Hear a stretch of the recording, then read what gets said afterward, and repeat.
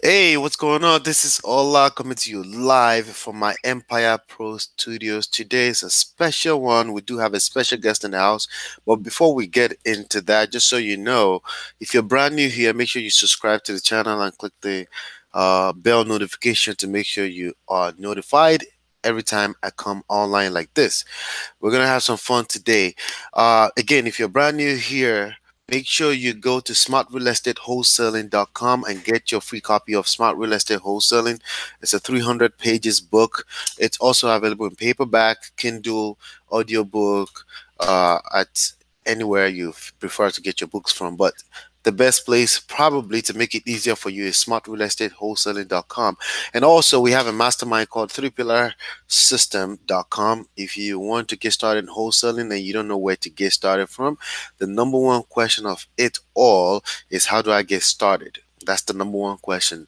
If you don't know what wholesaling is the heart and science of finding deeply discounted properties and turning them for profit. The part that you want to focus on is finding deeply discounted properties. Okay, that's the part that you really need to master. Everything else kind of like fall in place, but if you're hanging out here, you're going to learn a lot. Like for example, today you're going to learn one of the best ways to turn your wholesale deals, the properties that you do, that you will find once you understand how to do this. How do you turn them to money? How do you turn them to wealth? How do you turn them to a bigger net worth? How do you turn them to assets, right?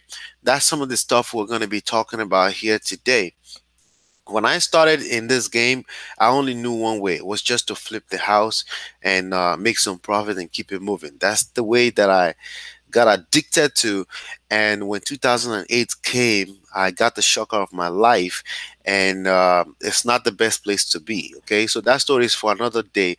But today, right now, we have a special guest in the house that's going to share, his story. Okay, we're going to probably focus more on his story, but inside of that, you're going to learn a lot on some of the stuff that has to do with the best way to protect yourself from the downside of the industry of real estate. Like I said, 2008 really, really hit me like a shocker. Everything I built before then crashed, and basically, you don't have to go through that by simply learning the information we're going to be going through today. So the gentleman that I have here today, I'm going to read a short bio of his, and then we're going to dive into. I'm going to grill him. Okay, he's not ready for what's coming for him, but but let me just read his bio really quickly. Brian is a real estate investor and entrepreneur. After 15 years in dead-end jobs and then 7 more running a business that did 7 figures per year, but he was largely unhappy, Brian finally cracked the code on lifestyle design. Brian accumulated enough rental properties to replace his income and started a business that he truly loves, helping others to do the same so that they can live the life they have dreamed of versus trading time for dollars. Without any further ado, Brian Ellwood. Did I pronounce that right? Brian Ellwood, you got it. Thanks for having me, man. Awesome, awesome. It's gonna be a lot of fun, man. I can't wait. When I get to ask people questions and I just get to going, it's like a little 3-year-old boy that you throw in the middle of toys, basically, right? That's how I feel. But Mhm. first of all, in your own words, right? In your own words, maybe in about 60 seconds, how the heck did you stumble into real estate? After corporate America and hating my life doing what I was doing there, I went and got a job at this little grocery store, and I started like actually reading books and listening to podcasts for the first time in my life. And I read Rich Dad Poor Dad like a lot of other people. I learned about passive income, and then I ended up meeting a guy that come into the grocery store every day. He didn't act like he didn't have a care in the world, and he turned out to be a house flipper. And so I annoyed him enough, and he agreed to mentor me, and he taught me how to find deals for him, like bird dogging, paid me $1,000 a deal. And I knew I wanted passive income because of Rich Dad Poor Dad. So I just decided, like, this is my in. I'm going to go work with this guy. I quit the grocery store and started bird dogging full time for that one investor. with the goal of eventually getting passive income. And that was like that's the short version of my first foray of getting into real estate. Awesome, awesome. So, Reach Dad Poor Dad. That's also a book that probably changed my life completely. Once I read that book, it was over, and I'm sure it Mm-hmm. was the same thing for you. Now, my quick question for you when it comes to Rich Dad Poor Dad is: did you just read the book, or you went to seminars? Did you end up in any seminar anywhere at some point at all, or no? No, I just read the book. Just the book. All right. So, just somebody mentored you and you ended up bothering them. For most people, if they start bothering people, they, you know, rightfully so, they come off a little bit annoying because you want to know all the information there is. You Yeah. start asking questions that can typically come off as a stupid question, even though there's no such thing as a stupid question. How did you get through that? Was he just that nice and was willing to take you on? What was it? Was it the beard? Did you have the beard at the time? What was it that you were able to do to get this mentor to mentor you? That's not easy thing to accomplish, even though it sounds easier said than done, right?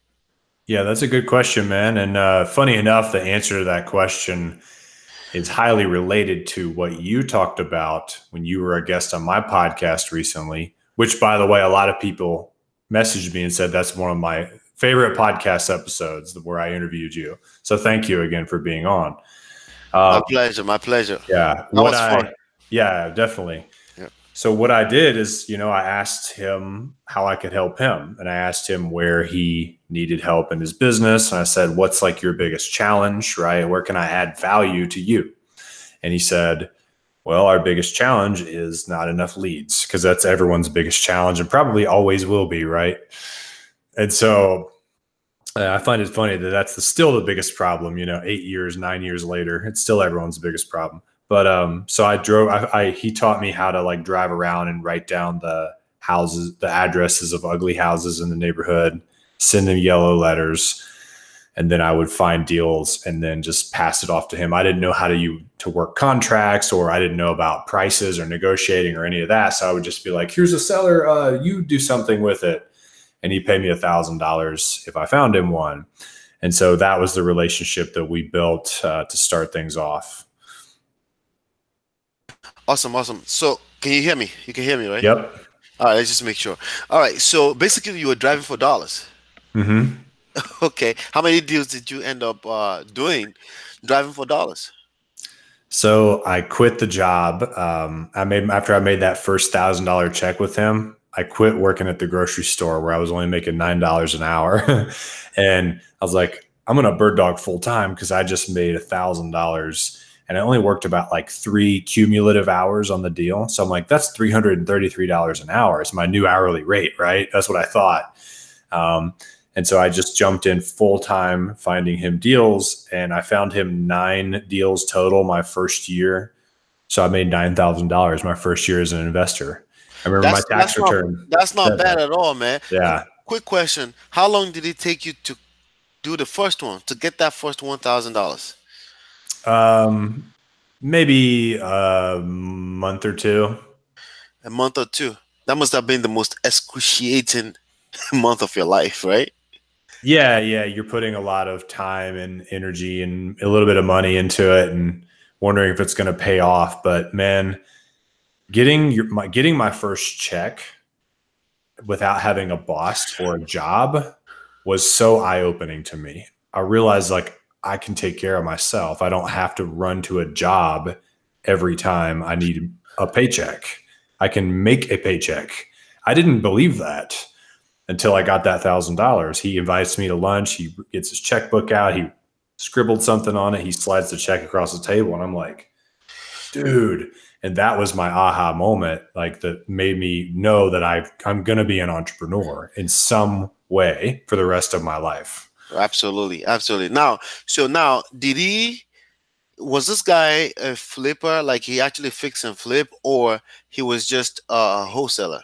He did a little wholesaling, but primarily fix and flip. Primarily, okay. So he knew once you found a house that he's gonna buy this house. You found it for him, negotiated it, and he knew it was gonna close. Did he finish closing first, or he just paid you every time you found a house. Of course not, right?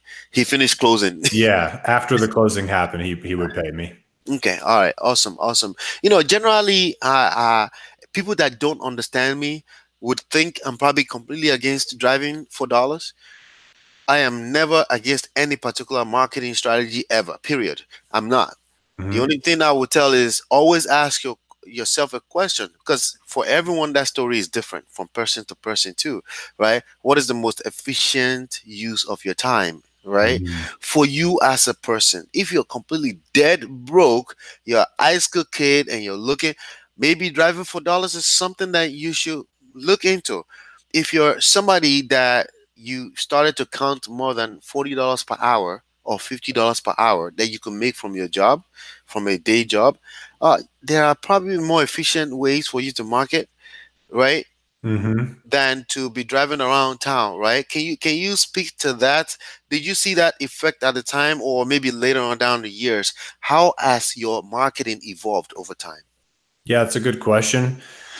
One thing I'll throw in there real quick is that it's important for listeners to remember that I was only making $1,000 on all those deals because I didn't know how to work a contract or anything like that, right? So I probably could have made about at least $10,000 on every deal and made $90,000 that year instead of $9,000. But I didn't have any confidence. I didn't have a coach like you teaching me how to wholesale, right? So that would have made it more worth my time to drive for dollars if I had gotten the full amount instead of just being scared and bird dogging. Um, However, like when we really, after about that year of me doing the bird dogging, I decided to go out on my own. One day I was like, I have to figure out contracts. I've got to do this. I have to stop being scared and do this. And so um, I partnered up with a guy and we started mailing lots of postcards to absentee owners. Are you familiar with Chris Chico? Yes. So he had a Facebook marketing guy. Yeah, yeah. So his original thing was called the Virtual Wholesaling Blueprint. It was like a product he sold, and it was step by step. Like this is how the postcards, the list, the call center, the voicemail script, and a really systemized way of setting all that up. It's probably needs to be updated like for today's, but it worked 7 years ago or whenever that was, and so we started doing that. We started sending out lots of cheap postcards. We ended up hiring an acquisition manager to take the calls, go on the appointments. That really exploded our business. So yeah, like in hindsight, if I was going to build all that over again, driving for dollars is not the very first thing I would do. I would try to find a higher leverage way to spend my time.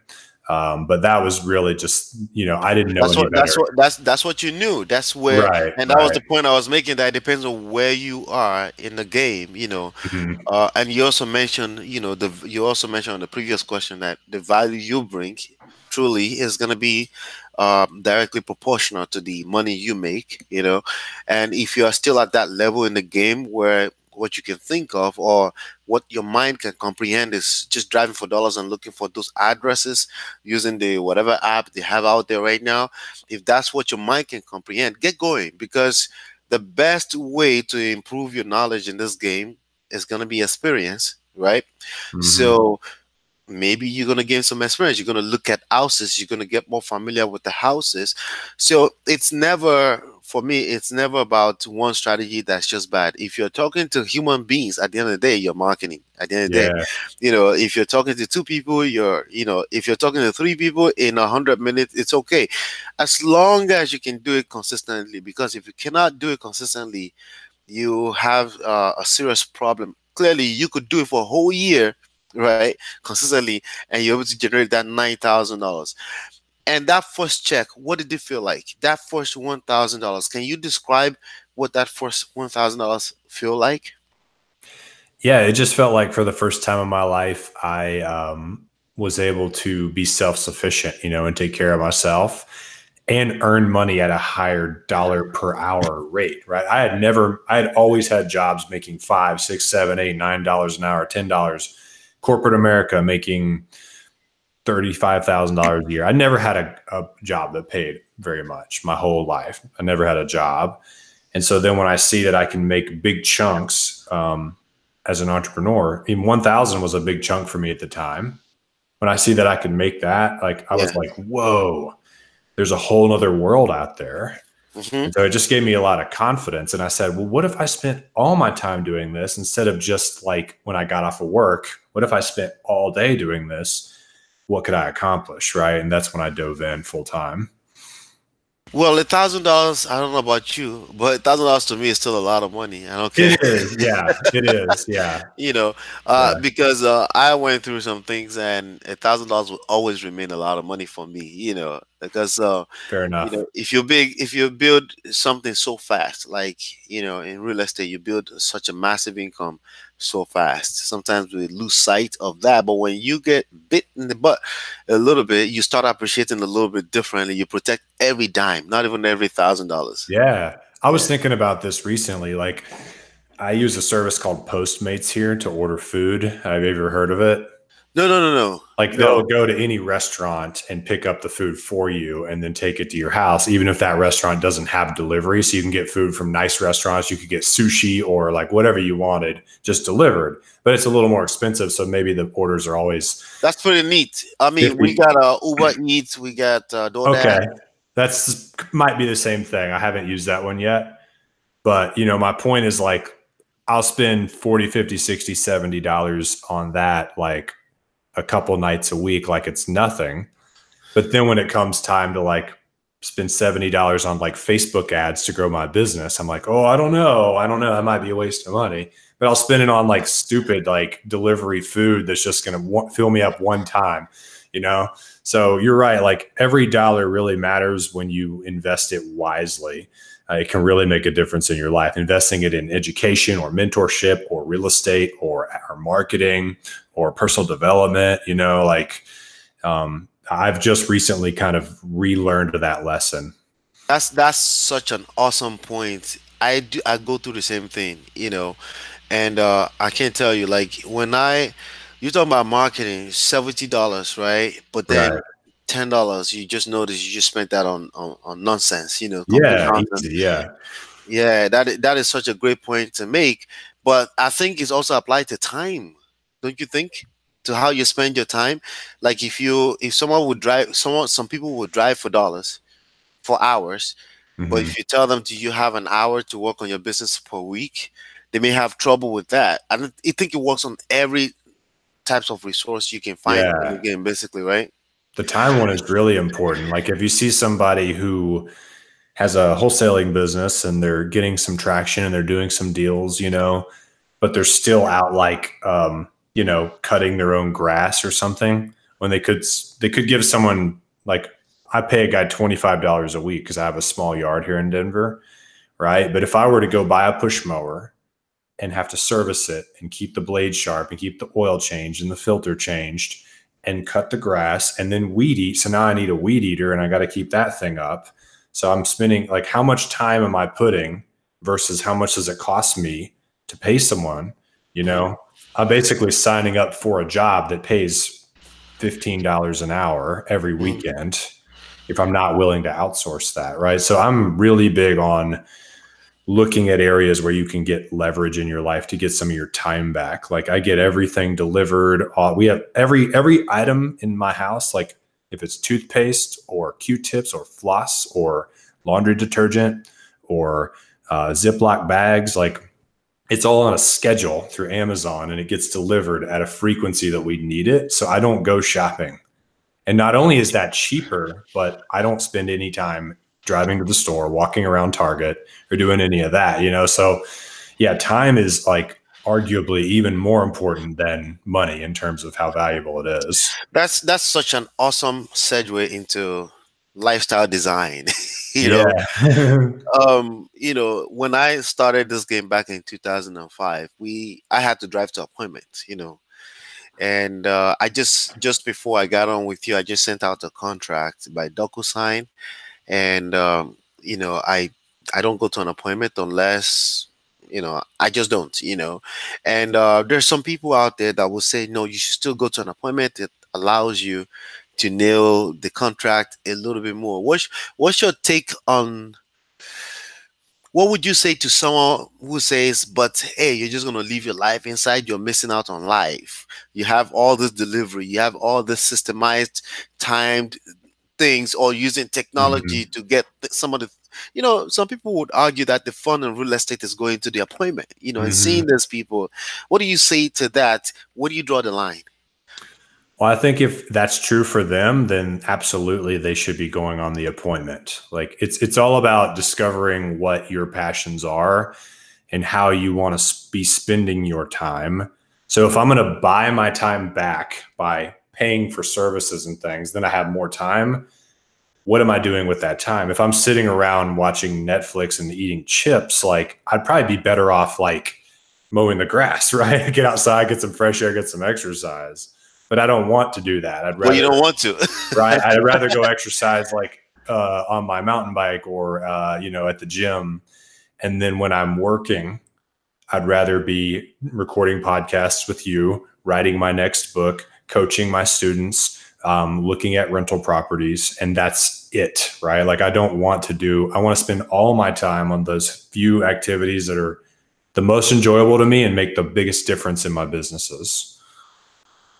Awesome, awesome. So now let me ask you a question. Do you think everyone should be an entrepreneur? That's first question. Second question, do you think everyone can be an entrepreneur? Man, that's a good question. I'd love to hear your answer on this too. I used to think that everyone should be an entrepreneur. And I was at a mastermind meeting with a bunch of successful guys, and somebody was like, Brian, not everyone needs to be an entrepreneur. Not everyone wants to be an entrepreneur or is cut out for it. And I was just like, really? What? Because to me, it's the ultimate ticket to freedom and getting to design your life. But I did realize there's certain people that prefer, I guess, the comfort and stability and the predictability, security of just having someone else run a company, and they go work for that company and they don't have to make the big decisions on like, how do we grow? How do we, what's the vision? They don't want to do that. They'd rather just like do one particular thing that the company needs, like one technical skill that's required. Okay. So I think for those people, maybe it is best that they're not entrepreneurs, but you need to realize that if you are not in control of the ship, then someone else is always going to be steering the ship for you. And so there's going to be certain decisions that they're going to make that you might not like. Right. Absolutely. And Yep. so as long as you're okay with that, go be an employee, work for somewhere where you believe in the mission, you believe in their purpose, and that you can do what you love inside of that business. There's nothing wrong with that. What was the second part of the question? So you answer that quite all right. Should Okay. everyone be an entrepreneur? And basically, what you're saying is that maybe not necessarily. It comes down to what you want. Mm-hmm. If you want to be an entrepreneur, yeah. Just on. If you don't want to be an entrepreneur, hopefully you understand that there's some decisions that will be made by the people that are steering the ship that you won't like. Right. The Yeah. second part of the question is, can everyone be an entrepreneur? I think the answer to that is yes. I'm sure there's some rare exceptions that we could dig up. Somebody like maybe has a disability and they're just not able to do it. But like most people, yes, I think they could. I think that if you are doing a certain job, like you are working at a company painting houses, and you decide, screw this guy, he doesn't know anything, I'm going to go start my own business painting houses. You can do that. You do have to realize that comes with a whole extra layer of responsibility. You're not just painting anymore. You are marketing the business. You are hiring employees. You're dealing with management, payroll, issues like finances, your accountant, your bookkeeping. It's a business. It's not just painting anymore, right? Read the book, The E-Myth Revisited. I'm stealing this analogy from that book. He talks about how people have an entrepreneurial seizure and they go, you know what, I can do this. I'm gonna start my own business. And they don't realize that like the business is not just like if you're a web designer for a company, you start your own business, you're not just going to be doing web designing anymore. You're going to be doing every part of the business until you can hire a team and make enough money to, so I think everyone can do it. They just need to know what they're getting into. I can't hear you right now. I There, remember. there you are. Can you hear me now? Yep. So basically, what I do is I mute this little thing when you're talking, so we Okay. don't keep switching back. So I have to remember, kind of. But anyway, I remember when I first got the seizure, I should call it, right? I remember that, and I thought everyone should be an entrepreneur. I wasn't thinking straight. You're excited, about this new discovery, and you feel like everyone should be doing this thing, right? You really, Mhm. really, and I was exactly that, and I was so passionate about it, but I started to also now discover that not everyone wants to be, and I will, because also in 2009, after the market crash, I ended up in MLM, right?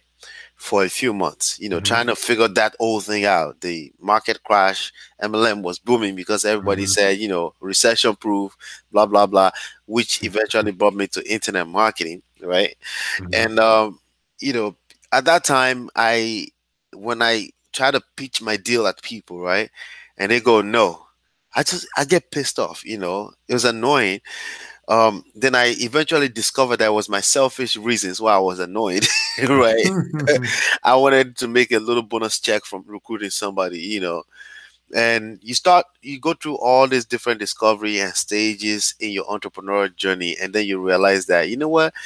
Everything is where they're supposed to be, including your own journey, including somebody who doesn't want to be an entrepreneur, including you that you want to be an entrepreneur. A lot of people will come into entrepreneur game because it's hot right now, Yeah. and then they'll find out that it's too much. I need to pay my bills, right? Yeah. And a lot of people will quit. 2 years later, they just discovered they already quit like 2 years before, right? So these are still very fascinating questions that I'm always curious to know how another entrepreneur feels about them. Let's get into rental properties. Let's talk about rental Sure. properties, and with relationship to obviously wholesaling. Wholesaling, it's a beautiful business model, Rental properties, it's a beautiful business model, right? What before I get you talking about the upside of rental properties, right? Which I think most people kind of that are interested in rental properties know or they are familiar with because that's what attracted them to the topic in the first place. What are the downsides that we should look out for in the idea of building a portfolio of rental properties?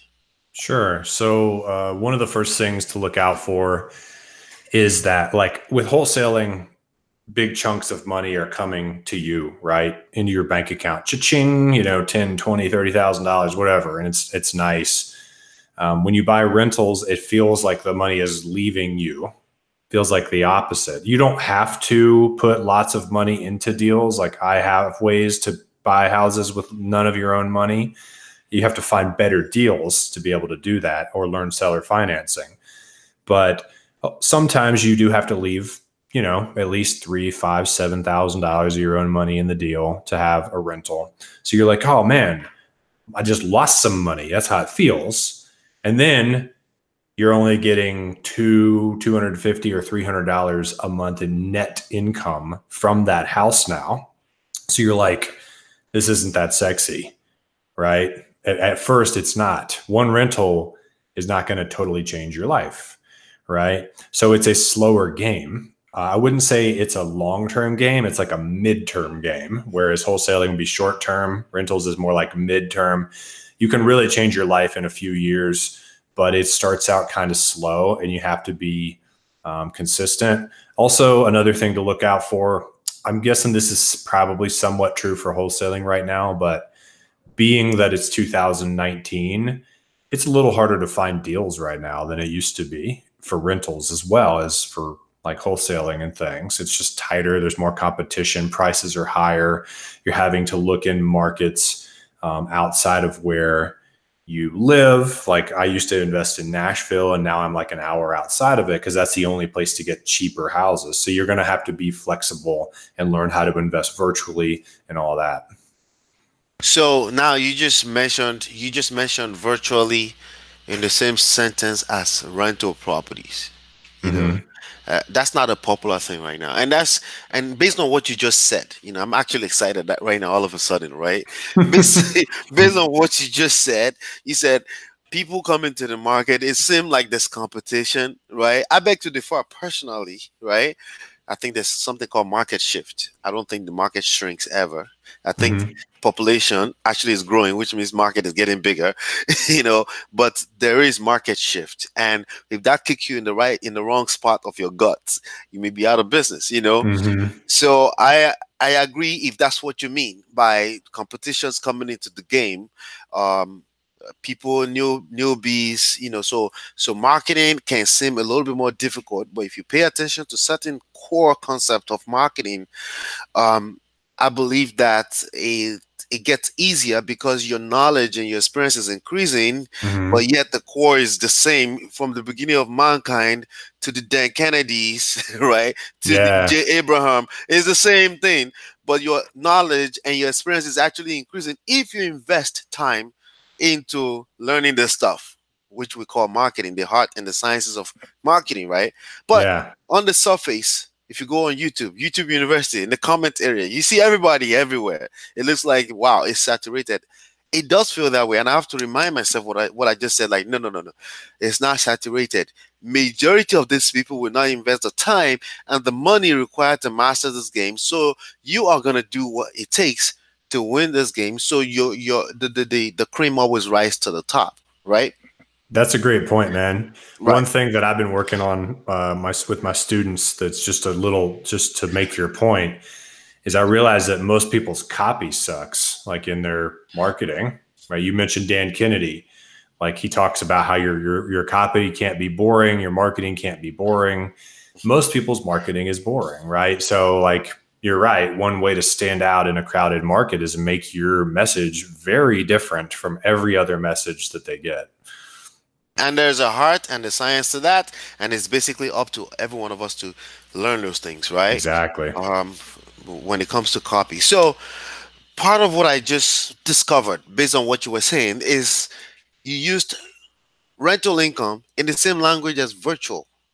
Can you elaborate on that? Because everyone is talking about virtual wholesaling, which is Mm-hmm. basically flip and make 10 grand all the way in Nashville, Tennessee, but I'm actually living in New Jersey, right?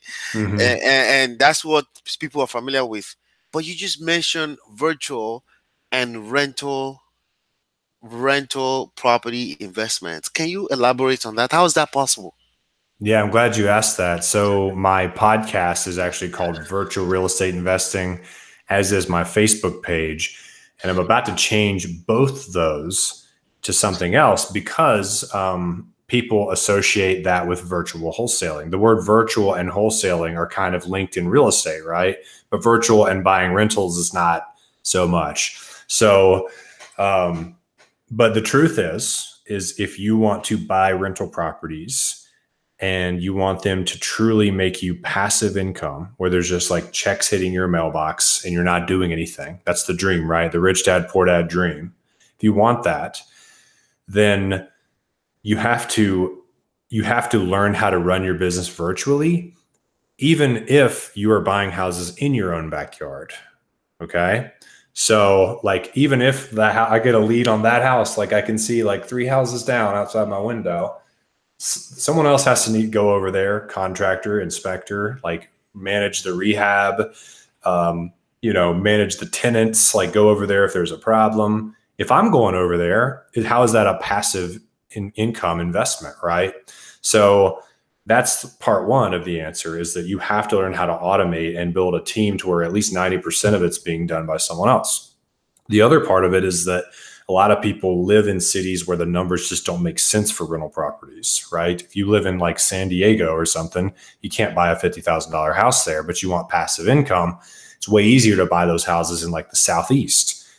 where I buy mine, right? So you have to, sometimes people are forced to learn how to do it virtually just because of the price point in their own backyard. Right. But it's possible, and many people do it. A lot of people use turnkey organizations if they're not willing to do the work that I do, like find the deal for a discount, get it renovated. You know, they just buy it already renovated, basically at full price. But they'll do that. They'll live in California, buying houses in Alabama. They'll do that all day. It's turnkey. It's turnkey. I'm just going in and doing the work that the turnkey company does and keeping the house for myself. Turnkey is such a big deal right now. You know, everyone is talking about it when it comes to rental, Yeah. and and I love the idea of turnkey. I love it. What I'm always trying to get people to understand is just make sure you're looking at your numbers closely. Make sure you're engaged in the business as much as you can, as much as possible at any point in time. If you're still a 9 to 5 person and you trust this company to be buying houses for you in Detroit and be doing everything, sure, but you should, if you're going to be engaging in something like that, you should be able to afford $300-400 ticket. Go check it out. You know, just check it out. They do Mm-hmm. all the work, but you know, check it out before you do that closing. You know, just to make sure that there's an actual house on on the land somewhere. You know, and not Google trying to trick you with Google Earth. I know you can do a lot with Google Earth, but just fill on it so you can, you know, engage in it a little bit. But I completely agree with the idea that a house can be right next door and you should still treat it like like virtual, Mm-hmm. because then you're in a position where you're scrutinizing the numbers closely and making sure you're not just, you know, sometimes there's overkill for everything. If you see a house right next door, right, you're looking at everything, you fall in love with the house, and then the numbers are basically bad. You know, you're not in business. And I always say there's a difference between a landlord and an investor. You know, Mm. an investor obviously invest their money, the money is going to be doing the work for them, including the money that goes in the pocket of a property manager. In other words, even if the house is next door, you should be using a property manager. You should not be the super in the house. Right? Shouldn't be the person going to, and if the numbers don't add up, it just wasn't a deal. Don't get into the deal. Exactly. You know, and the landlord is a full-time job. That's a super. Most of them are broke. You know, most of them don't have enough bandwidth to go to the next deal, to use the burr, what do you guys call it, the burr strategy, right? Go Mm-hmm. to the next deal, to the next deal, and be able to become financially free like yourself in a few years. You know, so i i I came into the game doing short sales in 2005, and majority of my clients were people who thought they were investors, but they are actually just supers with underwater loan on properties. You know, people were buying two-family homes with $400,000-500,000, where they could only collect rent for $1,200. So Mm. that's absolutely an awesome point. So now you're not saying don't buy in your backyard. You're not saying don't go to few states apart. You're just saying, as far as you're concerned, it doesn't matter where they are in the nation, their property is you treat it like it's virtual because the numbers must kind of add up. Is that what you're saying? Yeah, pick the market that you're going to invest in. So if you want to invest somewhere where you live or you used to live or you have friends or family there and if you're comfortable with it, pick that market because you're more likely to actually take action. But make sure that the fundamentals are there. Like it has a strong economy. It should probably have at least 100,000 people living there. The jobs and the income should be growing. There should be things like economic diversity, meaning it's not a town that's totally supported by an automobile plant. It should be like that, plus a university, plus mining, plus a tech, right? Those are the best cities. And then, yeah, like if you don't set your company up to where you can run it virtually, how will you ever go on vacation? How will you ever leave? If I just decided, well, this house is next door, so I'll just manage this one on my own, and then I'm going to go to the beach next week. What if a problem happens while I'm at the beach? I'm gonna frantic, like I'm calling around. Can someone go over to that house for me? I'm not in town. You know, it's not virtual anymore, and it does not support the lifestyle that I think most people really want, which is where they not have to be in one location all the time. That's an awesome segue into markets like Detroit. There's some markets out there that are Camden, New Jersey. There's a market out there that look good on the surface for someone who doesn't understand the game. Oh yeah, there's properties out there for $2,000, $3,000, Mm-hmm. $1,000.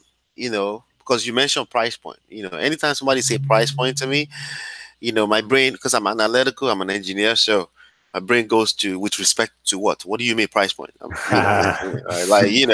because it's $1 million doesn't mean it's good for me to acquire it for free, right? Right? Because Yep. it's $1,000 doesn't mean I should acquire it. It Yeah. doesn't mean it's better. Can you elaborate on picking a market? Because somebody came to me and said, "Hey, look at all these deals on Hubsu.com for $500. I could buy a property." And what should people watch out for when it comes to scenarios like that? Because on the surface, you just mentioned price point. Boom, I should go into this market because it's only $500 to own a piece of property that's standing on ground. What are you looking for in the market, right? How do you determine if this market is in fact a shithole and I should avoid it?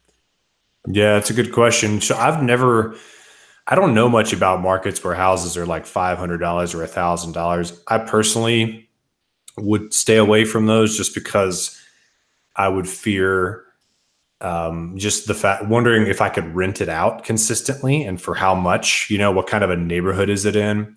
Is it in a high crime neighborhood, right? You just want to avoid neighborhoods that are really high crime. The turnover is really high. The damage to your property is really high. You could still make a return on investment in a high crime neighborhood, but you're going to be stressed out doing it, right? Because you're always hearing things like the tenants have to be evicted again.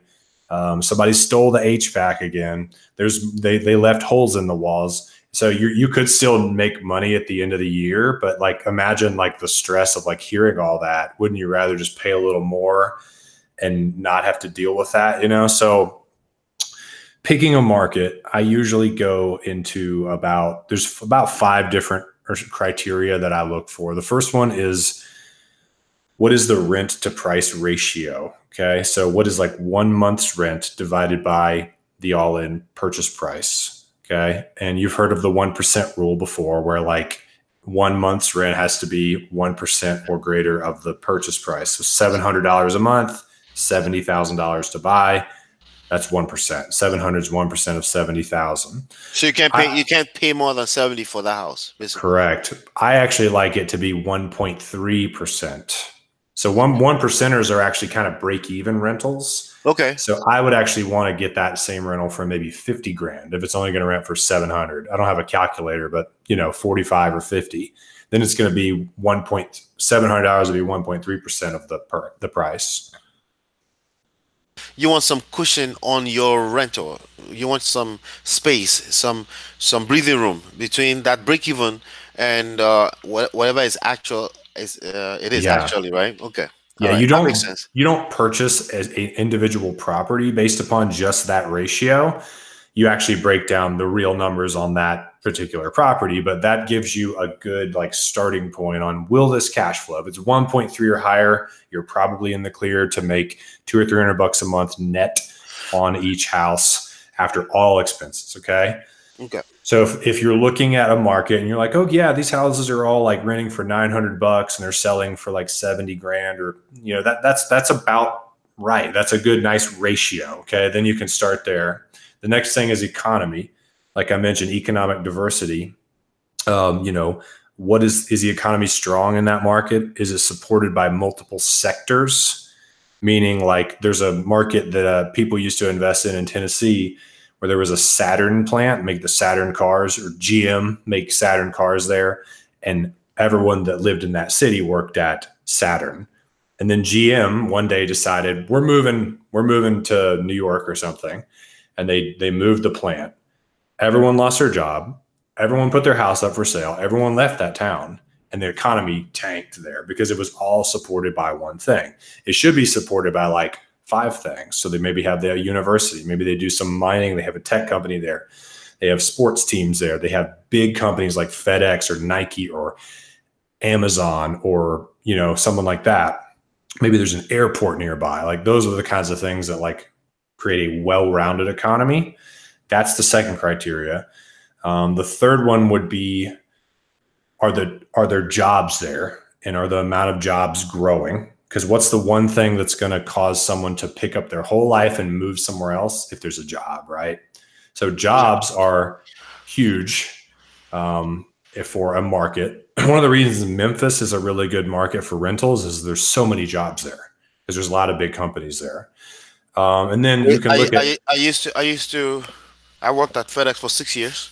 Oh, you did? Sorry, 7 years. I was there. Yeah, I was at FedEx. That's where I started and finished the career of 9 to 5 ever. In Memphis? I had to come to Memphis a few times for interviews because the big hub is in Memphis, and that was my point. That was my first time in Memphis because I had to come for an interview at the headquarters. Yeah. Yep. So that's the second one. Like, does it have a strong, diversified economy?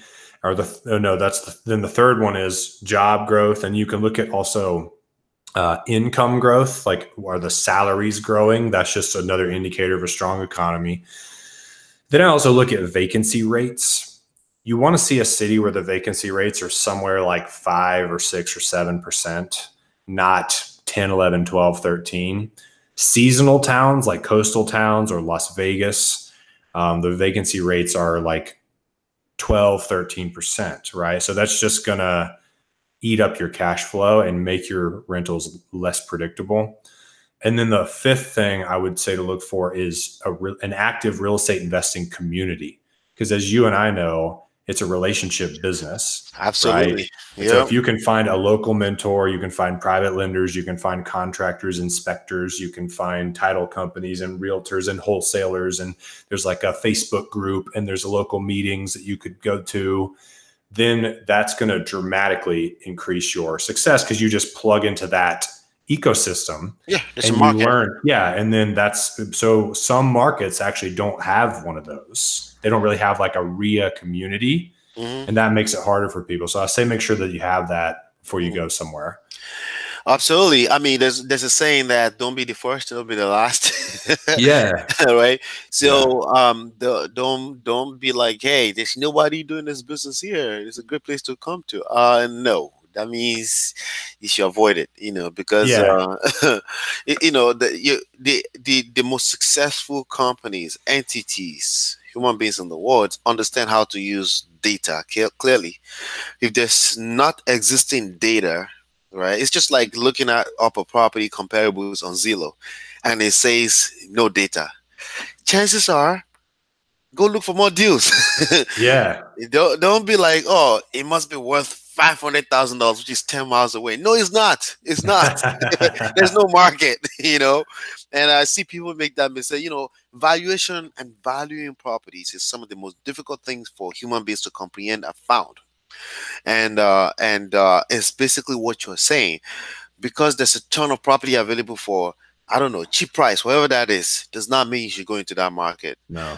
You mentioned vacancy. I mean, what does that mean in real life? Well, you see a bunch of boarded up houses all over the place. There's probably is something wrong. And if there's nothing wrong, you need to be able to tell me that in numbers.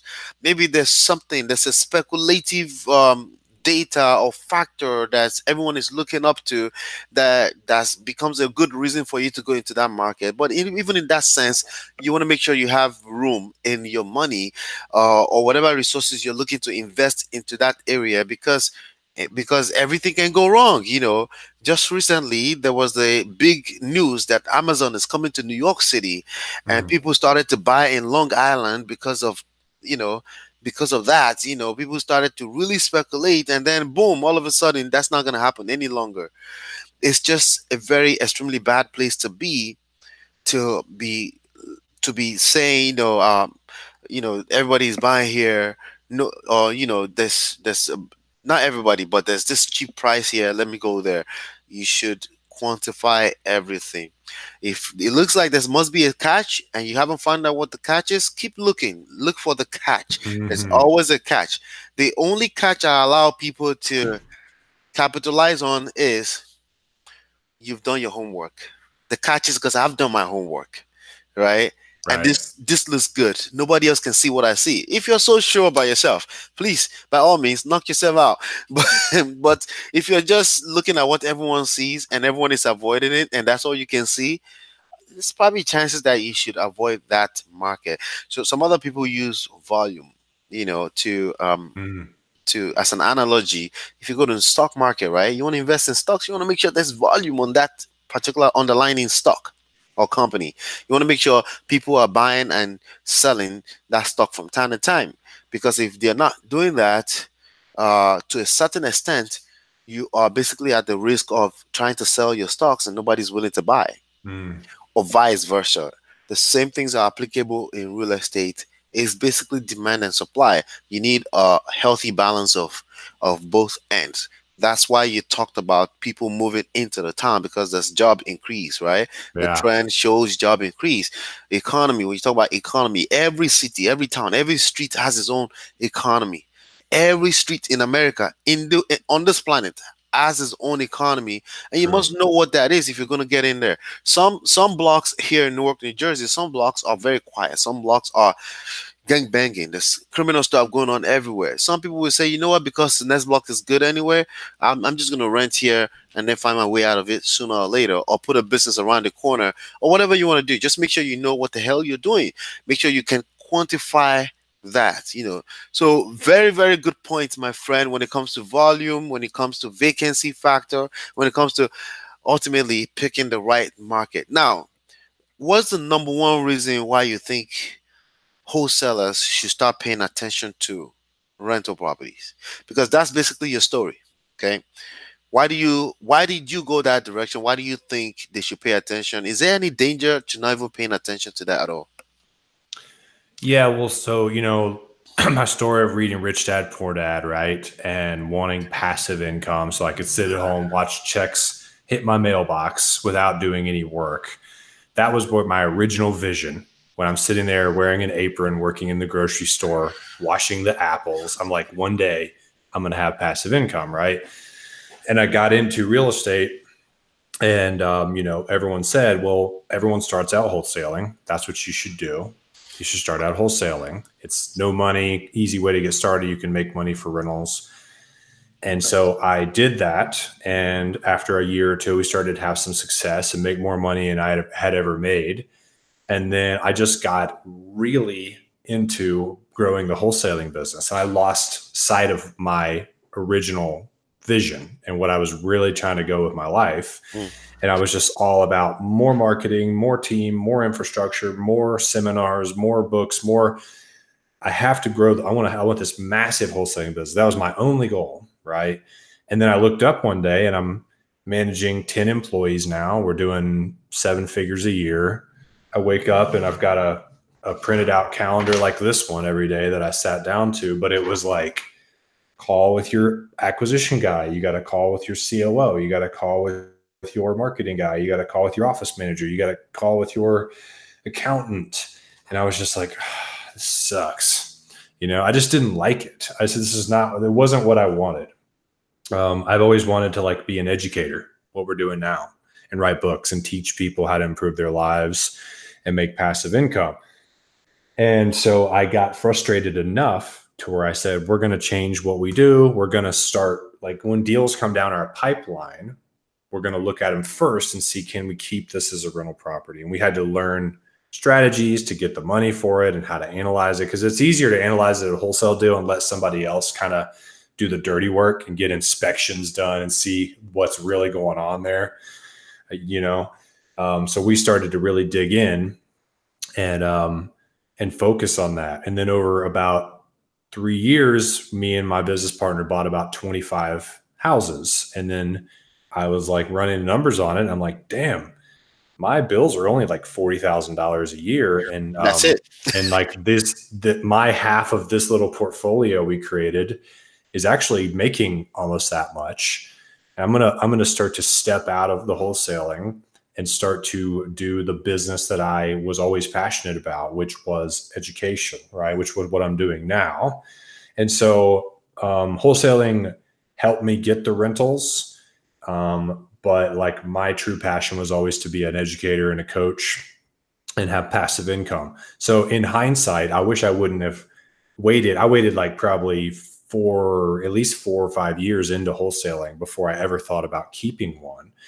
And I wish I would have bought a lot of those right from the beginning, because they're worth so much more now. I'd be so much wealthier now if I had kept more early on. The ones that I did keep, have increased my net worth way more than like anything else ever has. And now they're making me money passively. So that's kind of my story. And yeah, I really suggest that, if passive income's your goal. I talk to a lot of wholesalers who are like, yeah, passive income is my long-term goal. And then you talk to them 2 years later, it's still my long-term goal, right? They're just pushing it back, and they're never making it like it has to happen now, making it intentional. And that's the biggest mistake I made looking back. And so I encourage other people not to make that. Funny enough, that's the biggest mistake I made too. Just zoning in on cash and forgetting that cash is not exactly clean king. Yeah, yeah. It's not exactly, but yeah, I made the same mistakes, and I definitely, there's no money like money that comes in while you're sleeping, money that comes in regardless if you show up to work or not. Yeah. Yes, you have to be aggressive. I'm writing the last chapter 16 of Real Estate Money Secrets right now, which is the last chapter, and I was talking about, if you're doing fix and flip, if everything goes smooth, right, you can, in less than 2 years, 1.67 precisely, at about 43% return on investment, right? Mm-hmm. You can double your money, right?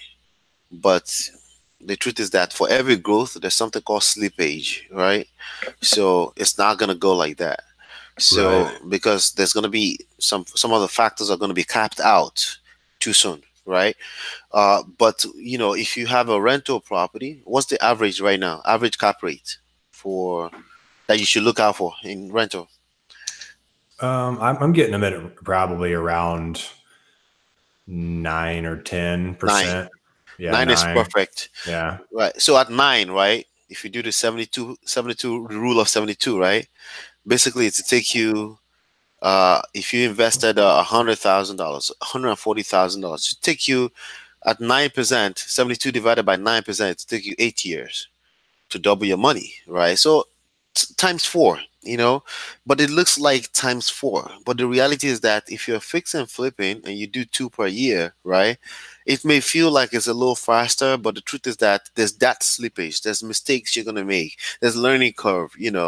So the best formula, in my opinion, is always a mix, a diversification, just like you have in stock market, right? Mm-hmm. Which is why I love the idea of having education. If you know this stuff good enough and you have some passion for education, absolutely, that's part of your business model, Yeah. because you're gonna get to mentor people. You're gonna get to do lots of JVs. You're gonna build your brand. You're the run to person.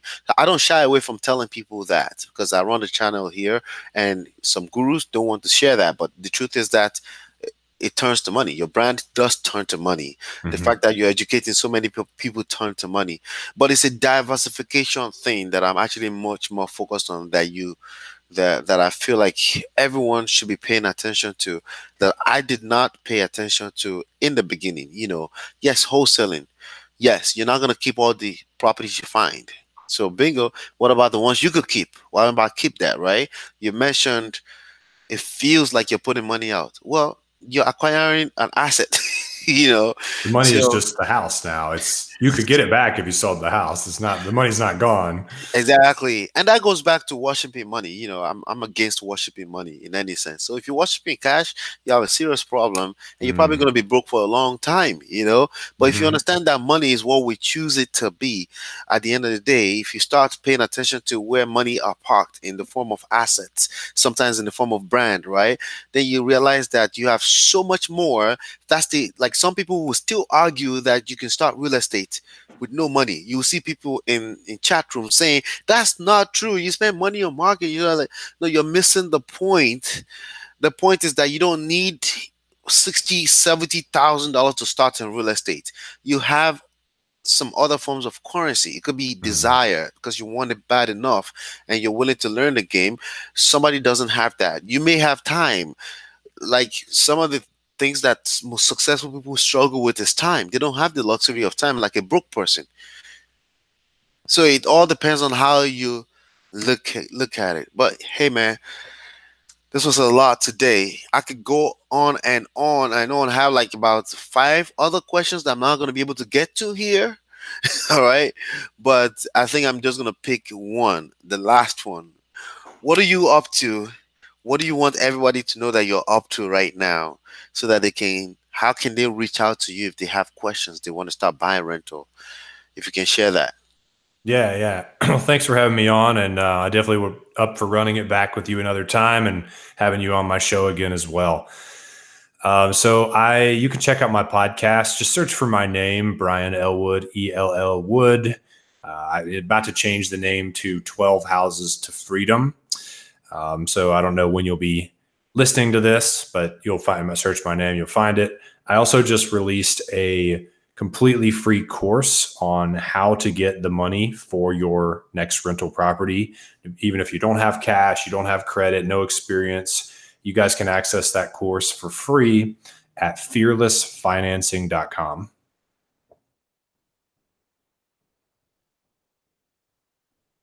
You can't hear me. Can you hear me now? Got you now. You were looking at my mouth to see if I'm talking right. Yeah, I was about to give you a hand signal. Thank you, man. It was fun having you on. Anytime I talk about real estate, it's fun. I Yeah. have fun doing this. So definitely, we should absolutely do it again at some point. But yes, I'm glad that you mentioned that you're gonna have your name on it so people can find you easily if they have to go search for it. But yeah, I definitely encourage to go find that. I don't dive much into rental properties here.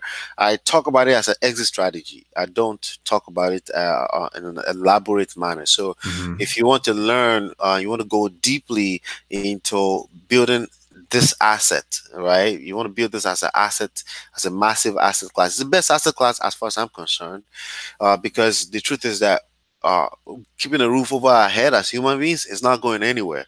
Human beings, we're not going anywhere for as long as we continue to talk like this. We're not going anywhere either. So the best place where you can park money is where like maybe second to this, if not first, right? Because of Mhm. technology, I say second to this. The number one bill that people really, really want to make sure they're paying is their rent. They have to pay their rent. They may do everything to pay their phone bill because people want to stay connected, but the rent, people don't nobody wants to go homeless. People will Right. still go phoneless before they go homeless. So one of the best place to really park your assets is not 401k.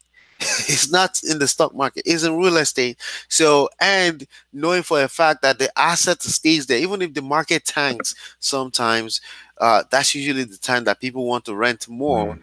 And the other time that people want to rent more is even when the market is up, because not everyone can afford to buy a home.